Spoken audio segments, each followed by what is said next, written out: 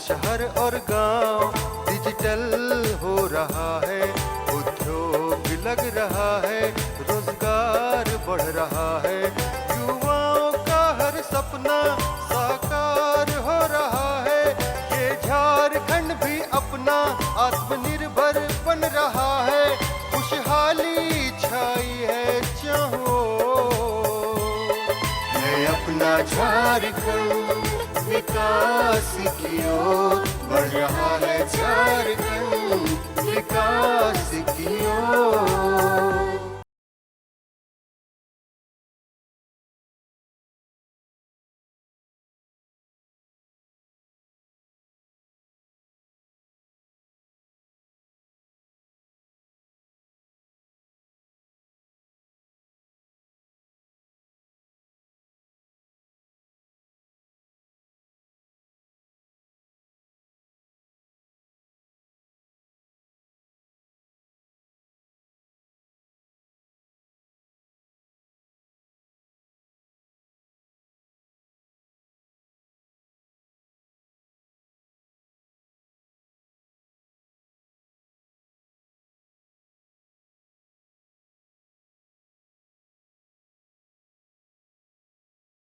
पर्यावरण संरक्षण के लिए पौधरोपण को बढ़ावा देने के साथ कुपोषण से निजात पाने के लिए फलों के महत्व को जन जन तक पहुंचाने के उद्देश्य से उद्यान विभाग ने गांव-गांव में पोषण वाटिका बनाने का लक्ष्य निर्धारित किया।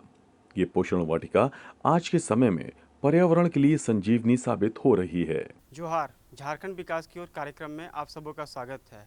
आज हम आप पहुंचे हैं रांची जिला के हरमू में और हमारे साथ उदय शंकर शर्मा नाम के एक ऐसे व्यक्ति हैं जो लोगों को पर्यावरण के प्रति जागरूक कर रहे हैं कि पर्यावरण संरक्षण किस तरीके से किया जाए, पेड़ पौधे कम से कम कटे और अपने घरों में लोग अधिक से अधिक पेड़ पौधे लगाकर पर्यावरण को हरा भरा बनाएं। तो आइए इनसे हम जानते हैं ये कहाँ से प्रेरणा लिए और ये अपने मोहल्ले के लोगों को कितना प्रेरित कर रहे हैं कि वो भी अपने छतों का उपयोग करके हरे पेड़ पौधे लगाएं और पर्यावरण को स्वच्छ बनाएं। आपको हमारे कार्यक्रम में बहुत बहुत स्वागत है। प्रेरणा ऐसा देखा जा रहा है कि शहरी क्षेत्र में हम एक कंक्रीट जंगल में रह रहे हैं। चारों तरफ ऊंचे ऊंचे मकान और अट्टालिकाएँ बनती जा रही हैं, पेड़ पौधे कटते जा रहे हैं और हम लोग ज़्यादा से ज़्यादा बाहरी देशों पर और बाहर के स्थानों पर हम लोग डिपेंडेंट हैं, निर्भर हैं अपनी ज़रूरत को पूरा करने के लिए। तो हमने समझा कि एक क्यों ना ऐसी योजना शुरू की है जिसमें कि घर में हम लोग आत्मनिर्भर हो करके और फल और सब्जी इत्यादि की खेती कर सकें। तो हमने सब्जी छोड़ करके घर के छत के ऊपर, काफ़ी छोटा सा छत है लेकिन उसका सदुपयोग करते हुए और कुछ एक्जोटिक प्लांट्स लगाया है। एक्जोटिक्स प्लांट्स में हमारे यहाँ 6 तरह के ड्रैगन फ्रूट हैं, 2 तरह के एप्पल बेर हैं, अंगूर का पेड़ है, पैसन फ्रूट है 2 तरह का और सेब की 2 प्रजाति है और अन्य कई तरह के प्लांट हैं जो कि आमतौर पर झारखंड और बिहार के क्षेत्र में नहीं पाया जाता है। और हम समझते हैं कि इसके प्रति लोगों में जागरूकता बढ़नी चाहिए और लोग भी इसके प्रति जागरूक रहें और अपने छोटे से छोटे जगह को का सदुपयोग करके और वहाँ पेड़ पौधे को लगाएं और इससे पर्यावरण को बचाने में सुविधा होगी और घर में आपको ऑर्गेनिक तरीके से उगाया हुआ फल खाने को मिलेगा।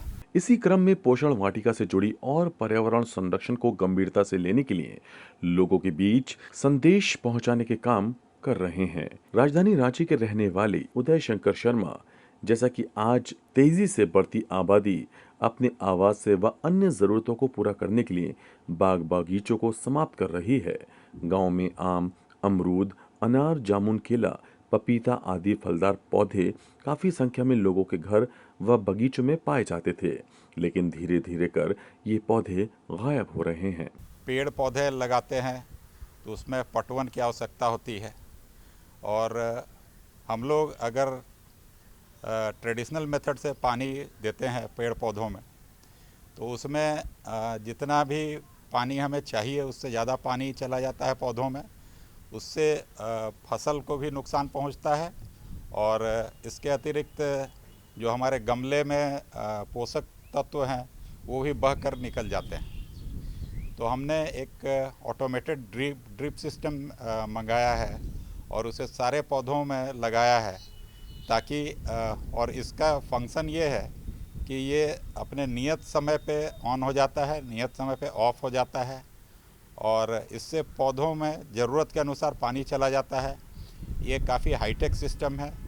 इसमें रेन सेंसर भी लगा हुआ है। अगर किसी दिन आपके क्षेत्र में बारिश हो गई तो ये अपने आप ड्रिप का चलना रोक देता है। देखिए, गर्मी का मौसम शुरू हो चुका है और प्लांट भी हमारी तरह यूवी रेज के सेंसिटिव होते हैं। अल्ट्रावायलेट किरण जो है वो सिर्फ इंसान को ही नुकसान नहीं पहुंचाता बल्कि पेड़ पौधों को भी नुकसान पहुंचाता है। और हमारे यहाँ अधिकांश जो पौधे लगे हुए हैं वो विदेश से मंगाए हुए पौधे हैं। इनमें ड्रैगन फ्रूट जो है साउथ ईस्ट एशिया का वेराइटी है, कुछ उसमें ग्वाटेमाला का वेराइटी है, इक्वाडोर की वेराइटी है और अफ्रीका की वेराइटी है और इजराइल की वेराइटी है। तो इन वेराइटी का एक कंड्यूसिव टेम्परेचर होना चाहिए, मेंटेन करके रखना चाहिए। हमारे यहाँ गर्मियों में टेम्परेचर 41-42 तक चला जाता है। इन्हें आम तौर पर इन्हें 25 से 35 डिग्री सेल्सियस का टेम्परेचर की आवश्यकता होती है और ज़्यादा अगर यूवी रे पड़े तो ड्रैगन फ्रूट के पत्ते पीले पड़ जाते हैं। उसी यूवी रे से प्रोटेक्शन के लिए हमने इसमें ग्रीन शेड नेट लगवाया है। बाजारों में फलों की कीमत अधिक होने के चलते आम आदमी इससे दूरी बनाए हुए है।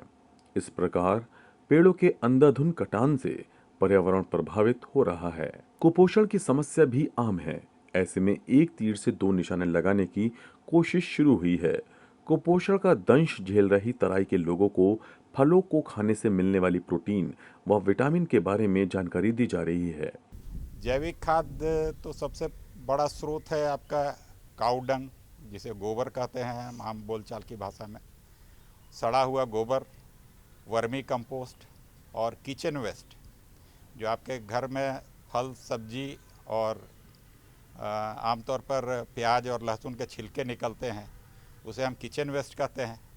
उसे एक पॉट में जमा करें और उसे एक डे टू डे ट्रांसफ़र कर दें बड़े पॉट में और फिर उसमें एक बायोडिग्रेडेबल वेस्ट आता है इफिको का, भारत सरकार की संस्था है इफिको, उसका एक बायोडिग्रेडेबल वेस्ट है। वो डाल करके उसको 1 महीने के लिए सड़ने के लिए छोड़ दें। 1 महीने के बाद अगर आप पेड़ पौधों में डालेंगे तो उसमें काफ़ी मात्रा में वर्म डेवलप कर जाते हैं और वर्म जो है, जिसको केचुआ हम कहते हैं, वो पेड़ पौधों के लिए काफ़ी लाभदायक होते हैं और मिट्टी को हेल्दी बनाए रखते हैं। इसके अलावा हम लोग बात करें खाद की, नेचुरल खाद की, तो वो गोबर और वर्मी कंपोस्ट से बेहतर कोई खाद नहीं है। इसके अलावा हम इसमें 3 तरह की खली मिक्स करके डालते हैं। एक है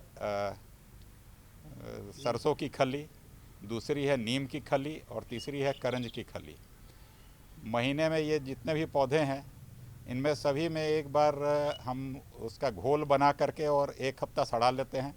5 पैकेट सरसों खली, 5 पैकेट कहने का मतलब हो गया 2.5 किलो करीब सरसों खली, आधा किलो नीम की खली और आधा किलो करंज की खली हम डाल करके और उसको सड़ने के लिए एक प्लास्टिक बाल्टी में छोड़ देते हैं और उसके सुबह शाम स्टीयर करते हैं, चलाते हैं, ताकि उसमें बैक्टीरिया फॉर्मेशन हो सके।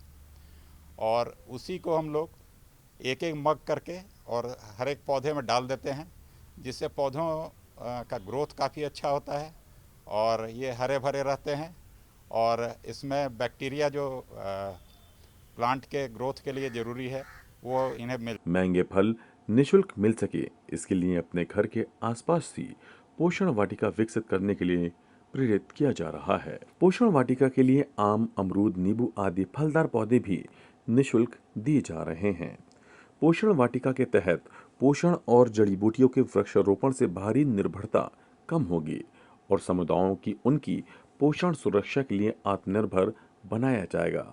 मैं यह काम विगत 3-4 वर्षों से कर रहा हूँ और मुझे यह प्रेरणा मिली थी जमशेदपुर का एक मैंने YouTube वीडियो देखा था जिसमें कि जमशेदपुर जैसे गर्म स्थान में और लोगों ने सेब की खेती की थी और बाद में मैं वो जगह भी विजिट किया, उस जगह पे गया और वहाँ वास्तविक रूप से पाया कि 45 डिग्री टेम्परेचर पे भी सेब में फल लगा हुआ है।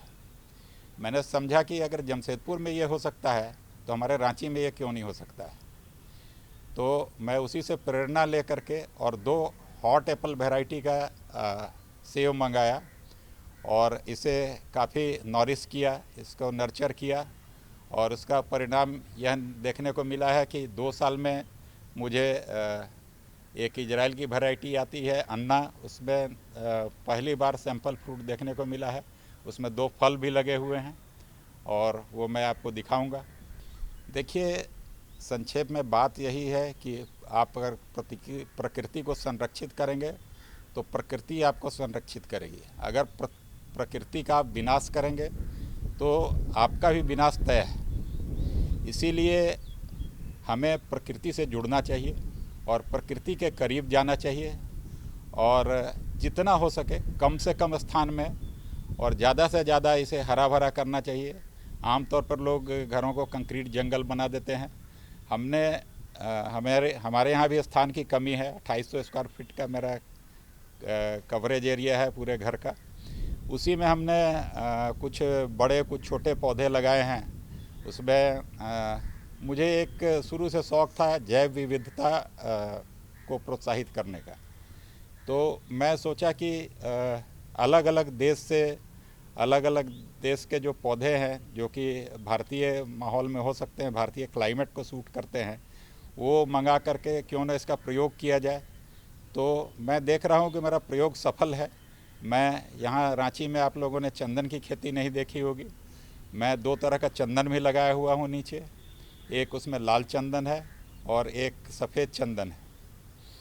तो प्रकृति को आप अगर नर्चर करेंगे, प्रिजर्व करेंगे तो प्रकृति भी आपको नर्चर करेगी और प्रिजर्व करेगी। उदय शंकर शर्मा ने बताया किस तरह पोषण वाटिका परिवार की आवश्यकताओं को पूरा करने के लिए पर्याप्त फल और सब्जियों की निरंतर आपूर्ति के माध्यम से सूक्ष्म पोषक तत्व प्रदान करने, आहार विविधता को बढ़ाने में महत्वपूर्ण भूमिका निभा सकती है और ये कुपोषण से निपटने के लिए खाद्य सुरक्षा और विविधता प्रदान करने की दिशा में घरेलू या सामुदायिक स्तर पर एक स्थायी मॉडल साबित हो सकता है। पशु पक्षी के लिए मैं स्वयं प्रयासरत रहता हूँ। मेरे घर के छत पे गर्मी जब से शुरू हुई है तब से उनके लिए पक्षियों के लिए चावल और पीने का पानी रखा हुआ रहता है और सुबह शाम पक्षी आते हैं, अपनी प्यास बुझाते हैं। पशुओं के लायक तो बहुत ज़्यादा जगह नहीं है यहाँ, लेकिन पक्षी को मैं निश्चित रूप से प्रश्रय देता हूँ। और मेरे बैकयार्ड में ही मधुमक्खी का छत्ता है, क्योंकि इतने सारे फूल लगे हुए हैं, पेड़ लगे हुए हैं और फलदार वृक्ष लगे हुए हैं। उनके परागण के लिए मधुमक्खियों की आवश्यकता होती है। तो मधुमक्खियों को भी यहाँ उपयुक्त माहौल मिला हुआ है, वो भी आकर के बस गए हैं यहाँ और ये मेरे पौधों के परागण के लिए महत्वपूर्ण है।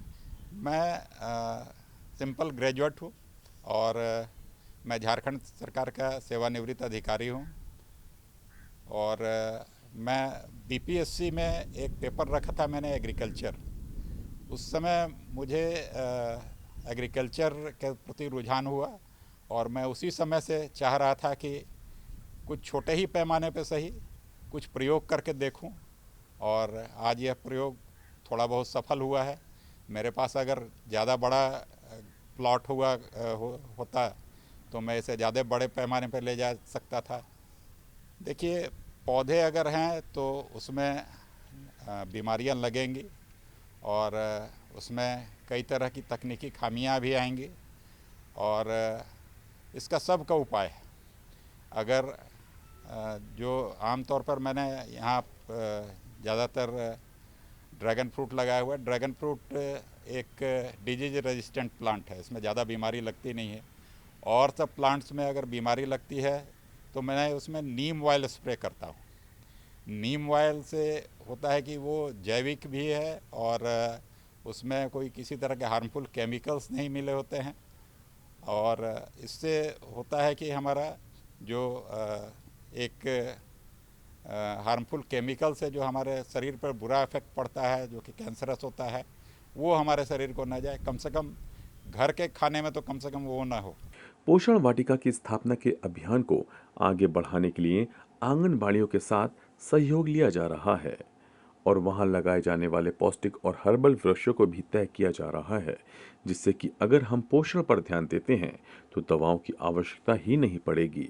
अगर हम अपने खान पान पर ध्यान नहीं देंगे तो दवाएं भी काम नहीं करेंगी। बहुत ही अच्छा महसूस होता है और इससे पूरा वातावरण भी अच्छा रहता है और देखने में भी सुंदर लगता है। पूरी हरियाली है मेरे घर में, ऊपर से नीचे तक पूरा सहयोग रहता है। मैं जब पति नहीं रहते हैं तो मैं पूरे इसमें ध्यान देती हूँ, अपनी तरफ से जो भी कर सकती हूँ करती हूँ। वो काफ़ी तारीफ़ करते हैं, बोलते हैं पापा बहुत मेहनत करते हैं और उनको भी अच्छा लगता है देखकर। जितना पौधा लगाएंगे उतना मतलब इससे हमारे जो उसको हम बचा के रख सकते हैं, पानी की समस्या को थोड़ा दूर हो सकता है इससे, और ये देखने में भी सुंदर लगता है, हरा भरा भी लगता है, खाने को भी फल वल मिल जाता है घर से, फूल भी बहुत सुंदर लगता है और आसपास का वातावरण सुंदर दिखता है। उसका स्वाद और बाज़ार के फल का स्वाद में बहुत अंतर होता है, क्योंकि उसमें पूरी जैविक खाद से उसका मतलब उसमें उपयोग किया जाता है, तो इसलिए वो फल का स्वाद और बाज़ार के फल का स्वाद में बहुत अंतर होता है। इसमें मिठास ज़्यादा होता है हमारे घर के फल में।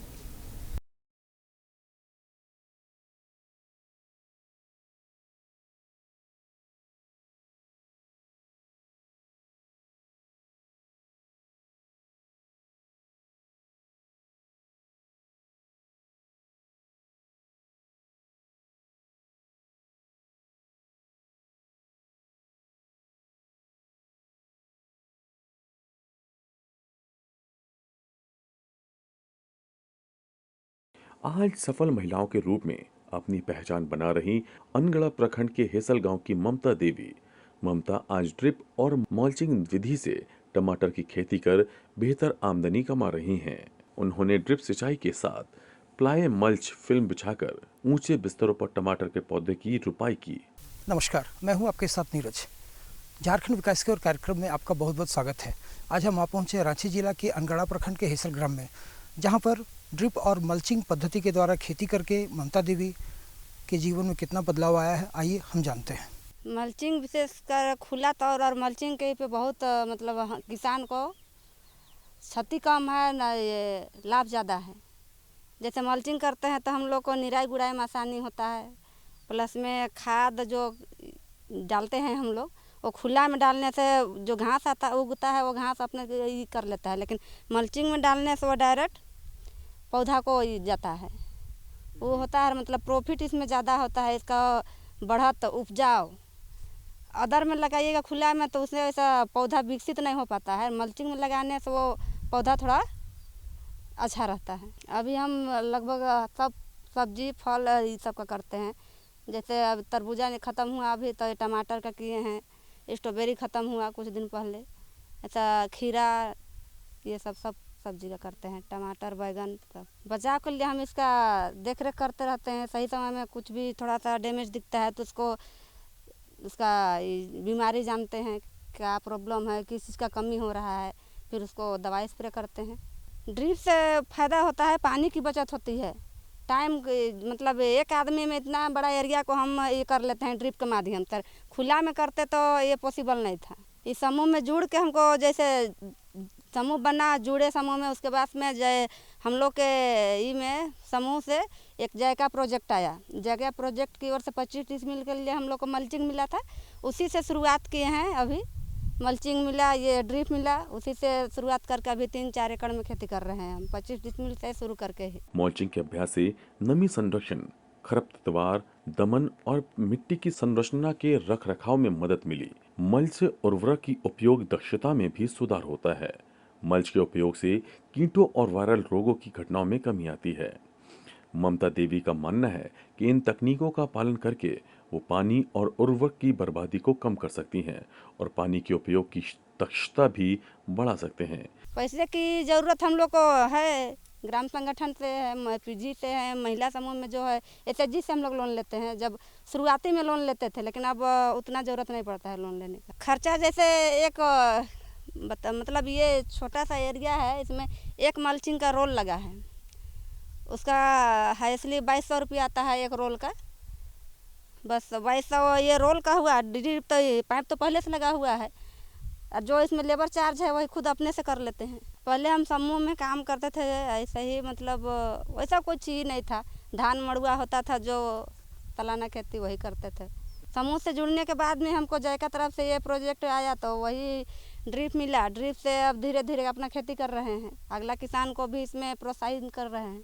आमदनी में तो बदलाव आया है। बदलाव आया है कि मतलब अब हम लोग पहले जैसे बच्चा सब था, चाहे अपने खुद का ही में दूसरे पे डिपेंड जो रहते थे ना, छोटा छोटा चीज़ के लिए आज उसके पास मांगो, आज उसके पास मांगो, वो मांगना आज अभी का डेट में नहीं होता है।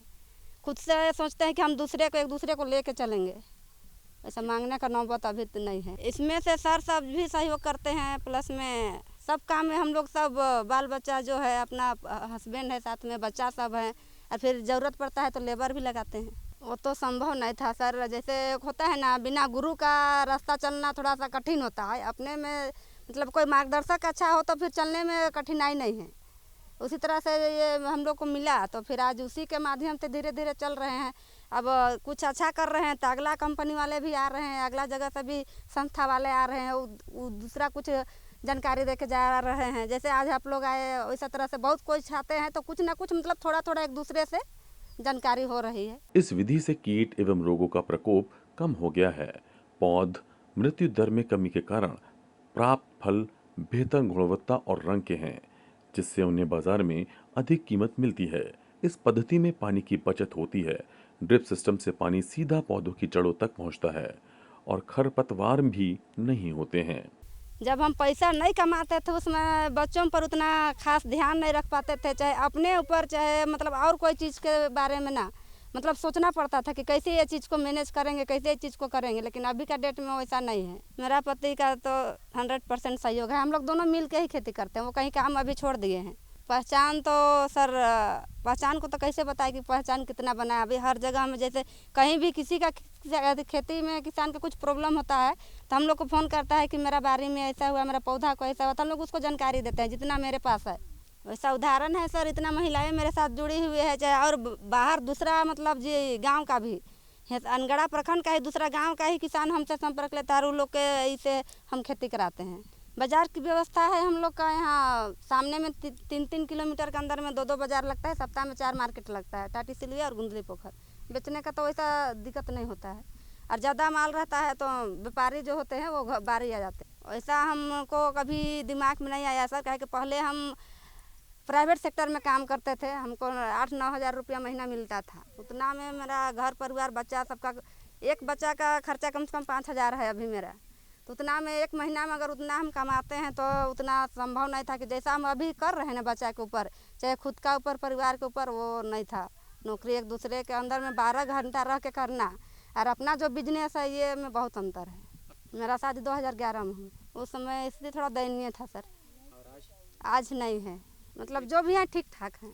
इस विधि को बोलते हैं नेट हाउस। नेट हाउस में इसमें इसका पौधा को ना ज़्यादा ठंडी होगी, ना ज़्यादा गर्मी होगा, ना पानी जब गिरता है ना, बारिश जब ज़ोर से होती है तो डायरेक्ट पौधा को डैमेज नहीं करेगी, ये बचाती है पौधी। ये जो नेट शेड है डायरेक्ट कोई भी मतलब मौसम में ना डायरेक्ट पौधा को प्रभावित नहीं करता है। जहां रासायनिक खेती के उत्पाद सेहत के लिए हानिकारक साबित हो रहे हैं, जिससे लोगों का मोह धीरे धीरे कम होता जा रहा है, तो वहीं ऑर्गेनिक उत्पाद की डिमांड बढ़ रही है। इससे समय का बचत है सर, और पानी का भी बचत है। जैसे हम लोग का पहले कुआं था तो कुआं से उतना नहीं हो पाता था। अब तो खैर अगले साल बोरिंग भी करा लिए हैं तो कर रहे हैं। इस बच्चा है छोटा मेरा, तो ड्रिप के माध्यम से बच्चा को भी देख ले रहे हैं और खेती भी कर रहे हैं। तो इसमें पानी और समय दोनों का ही बचत है। और अभी तो खैर हम कम जगह में कर रहे हैं, तो मेरा पति साथ में काम भी करते हैं, सुबह शाम वो भी कर देते हैं, दिन में हम देख रेख करते हैं। होता है सर, जैसे वो कमाते हैं कुछ, जैसे घर में हम बैठ के इधर उधर टाइम व्यतीत कर देते थे, उससे कुछ फ़ायदा नहीं था। अब खेती करते हैं तो उससे बहुत हेल्प हो जाता है। हाँ, पहले भी करते थे तो पहले ड्रिप के माध्यम से नहीं करते थे, अब ड्रिप से करते हैं तो समय का और हर चीज़ का जैसे निकाई गुड़ाई सभी चीज़ में तुरंत हो जाता है। एक दो घास रहता है पौधा के पास तो पूरा हो जाता है जल्दी। बहुत है सर, जैसे पहले दिन भर धूप में खटते थे, कोड़ना होता था, उसको निकालना होता था।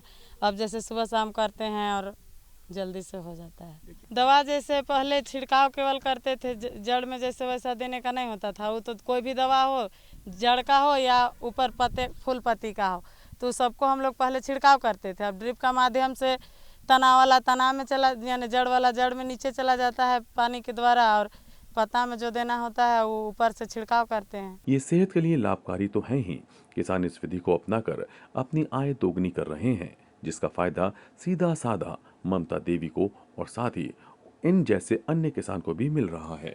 जैसे मान लें हमारे यहाँ बहुत सा JSLPS के माध्यम से बहुत सा स्कीम चल रहा है, उसमें एक जायका प्रोजेक्ट के द्वारा भी खेती बाड़ी का भी हम लोग दे रहे हैं, ड्रिप दे रहे हैं। ड्रिप से सबसे बड़ा, जैसे बता रहे थे दीदी लोग, यहाँ पानी का सबसे बड़ा समस्या है, और हमारा जो जायका प्रोजेक्ट है जो ड्रिप दे रहे हैं 25 डिसिल में, उसका मेन उद्देश्य वही है कि हमारा जो पानी की समस्या के समाधान के लिए हम लोग ड्रिप दे रहे हैं। इससे मेहनत कम लगता है और इसका रेट भी बाज़ार में सबसे अच्छा कि ड्रिप के नाम पर हमारा सब्जी का रेट 2 रुपया ज़्यादा मिलता है, और इसमें मेहनत भी कम लग रहा है। एक दीदी अगर चाहेगी तो अकेले 2 एकड़ 3 एकड़ में भी अकेले खेती कर सकती है।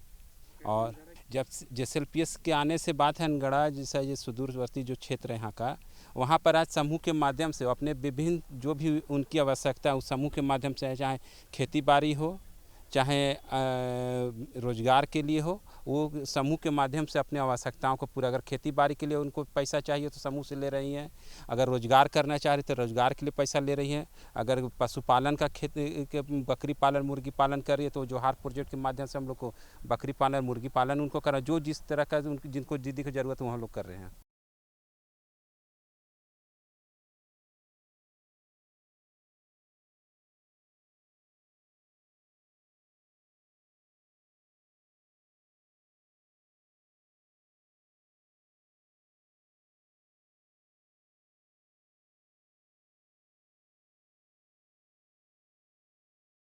है अपना झारखंड विकास की ओर बढ़ रहा है, झारखंड विकास की ओर।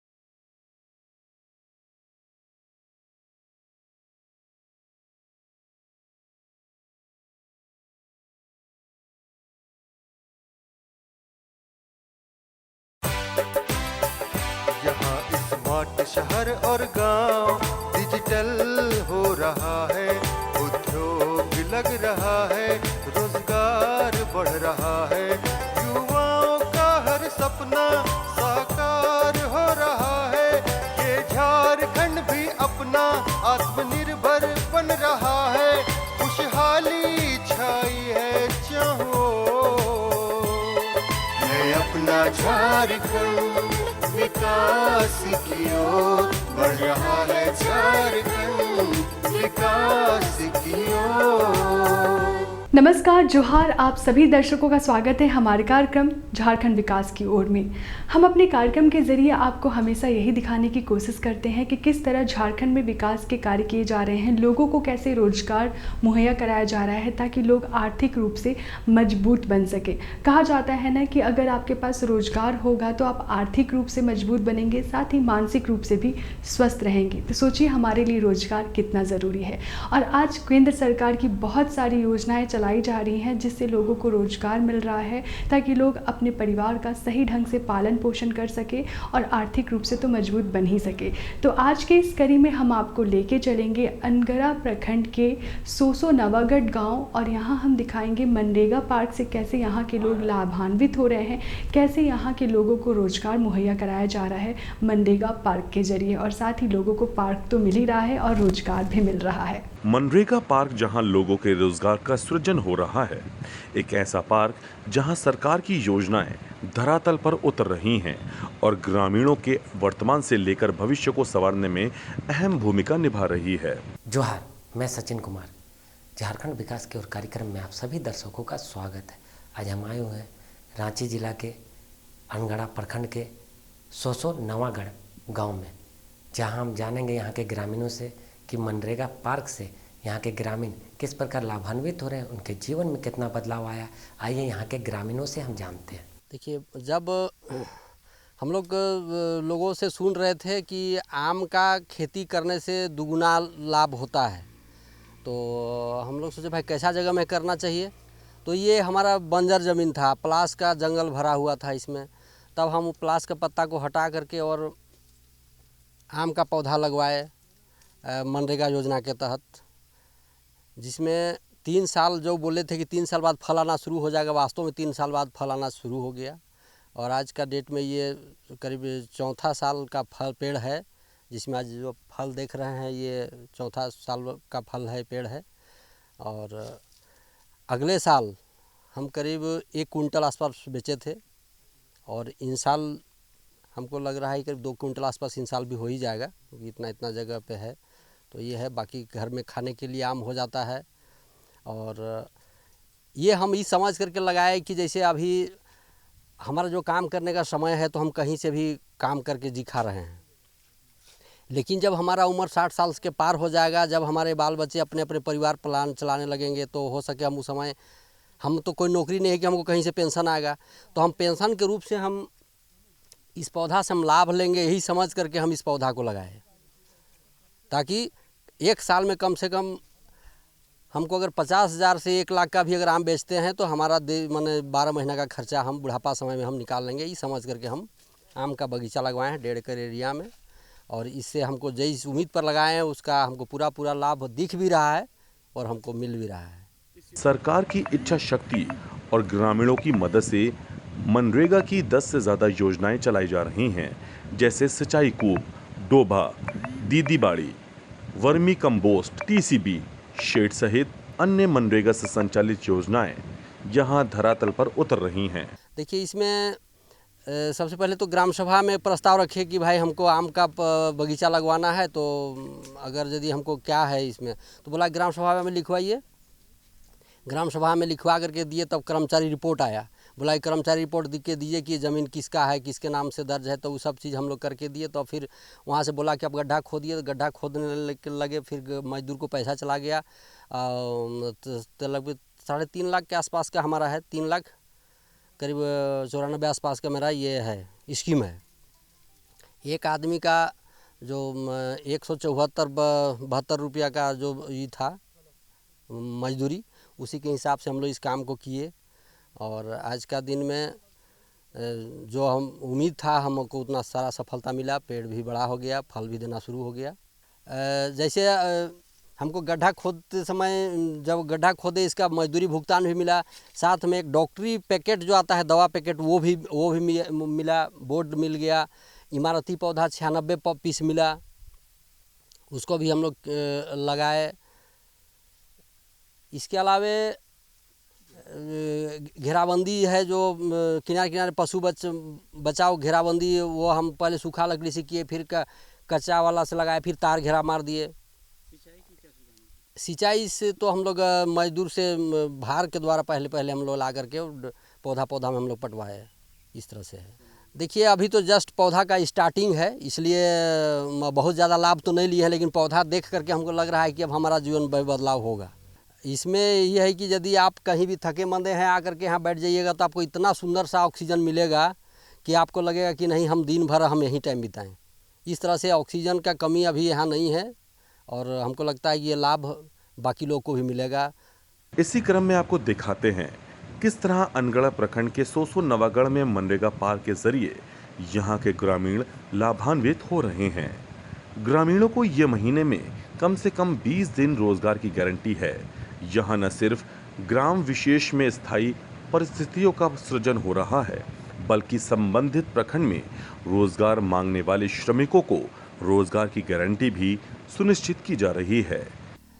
देखिए कीट पतंग के लिए तो जो एक बार जो इसका स्कीम के तहत जो दवा छिड़काव के लिए जो कुछ दवा मिला था वो हम डाले, जिसमें पत्ता में फुंसी आ जाता था तो वो रोकथाम हो गया।